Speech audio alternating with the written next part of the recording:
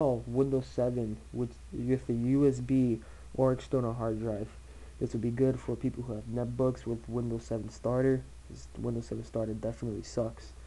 Um, so if you guys have that, and you guys have Windows 7, a different edition, this would be good for you. So what we're gonna need right now is your USB. It has to be 4 gigs or larger, and we're also gonna need the Windows 7 installation CD. All right. So let's get started. What you see on my right hand side is the notepad of the commands that we're going to be using on our command prompt. Alright, so let's open that up right now. I'm gonna open the command prompt, and I'm gonna make sure that it's running as administrator, so that way we won't get little pop-ups in the future. Alright, so now that we got that going, at this point what you guys can do right now is plug in your USB and put in your Windows 7 installation CD. Alright, so what we're going to do right now is write down disKpart, disKpart, hit enter. Now we're going to go and look and see the disk partitions that we have. Alright, so now that that pops up, what we're going to do is look at the list of disks that we have. So we're going to write down list space disk, hit enter, and then what I have two of them. Reason why is because is listing my actual hard drive, because it's looking for partitions. That's what it's looking for. And disk 1 is going to be the one that I'm using. I have an external hard drive. That's the reason why it says 55 gigs. But just make sure that the one you're picking is the same amount of size as your USB. All right. So I'm going to select disk 1 because that's the one I'm going to be using. So ignore that. And what we're going to do right now is write down select space disk space 1. So it's right there, disk 1 is now the selected disk, and what we're going to do is clean the partition. So we're going to write down clean.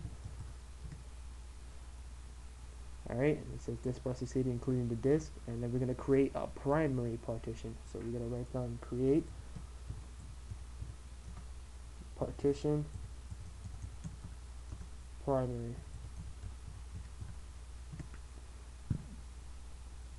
Alright, so disk process CD, creating the specified partition. Okay, this will pop up, just ignore it.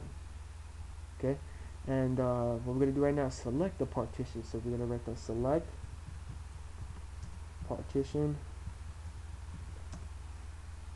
1. So partition 1 is now the selected disk. So what we're going to do is make it active. So we'll just write that active. Okay, this part is marked as the current partition is active. Alright, so now we're going to do is format it. Now I advised you before, make sure there's nothing inside your drive because it will be erased. So let's go and start doing that. We're going to write the format space fs equals ntfs space quick. Exactly how I did it.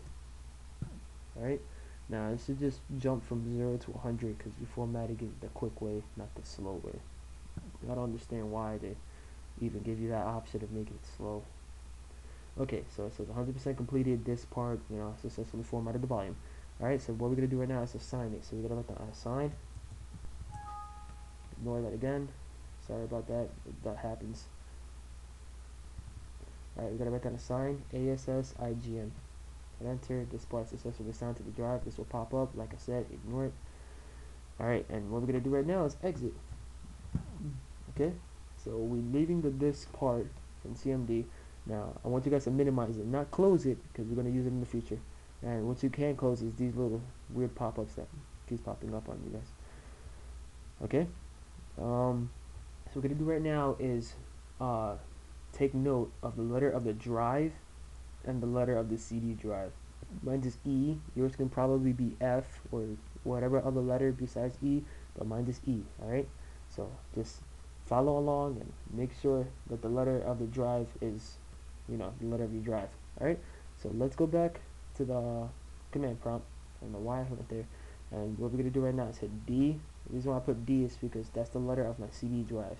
This could be a different letter. Alright, so put D, and I put the little 2 dots. I really don't know what it's called. And then put space CD space boot. Alright, now we're inside my D drive. Alright, so what we're gonna do right now cd space boot. Alright, and then after that we write down boot sect dot exe slash nt60 space whatever letter your drive is. So I'm gonna go back, right, and I see right here that my letter is E. Like I said, yours could be different. Alright, so I'm gonna put E, and then I'm gonna put the 2 dots in. Alright, and once you hit enter, if it says right here target volumes will be updated with boot mgr compatible boot code, and it shows your volume and it's successfully updated, you're good to go. You're ready to install Windows 7 with your hard drive. So make sure that you write down exit, because if you don't, then you won't be able to copy and paste the files from the CD. So I just wrote down exit right now and it closes it for you.